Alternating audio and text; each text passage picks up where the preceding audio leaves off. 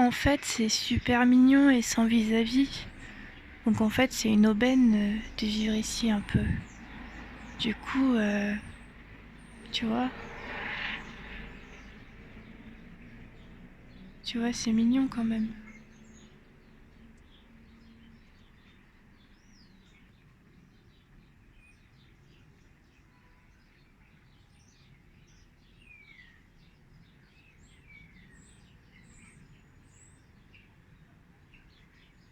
Et là, il y a des petites souris.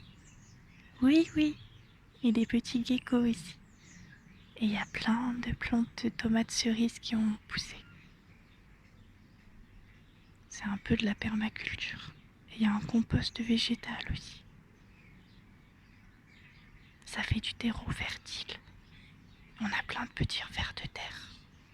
Quand il pleut, il faut soulever les...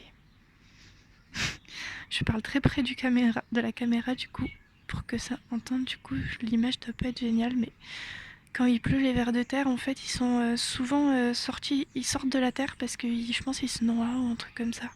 Donc ils remontent à la surface et du coup ils descendent de la terre, ils se cachent sous les pots, mais sous les pots ils vont mourir en fait après. Du coup ce que je fais c'est que je soulève les pots avec une balayette, je reprends tous les vers de terre et je les remets dans la terre, enfin je mouille la terre et je les remets dans la terre et je les regarde s'enfoncer. Mais oui, mais parce que en fait je trouve ça anormal que, disons si tu veux, les vers de terre, j'ai un peu froid.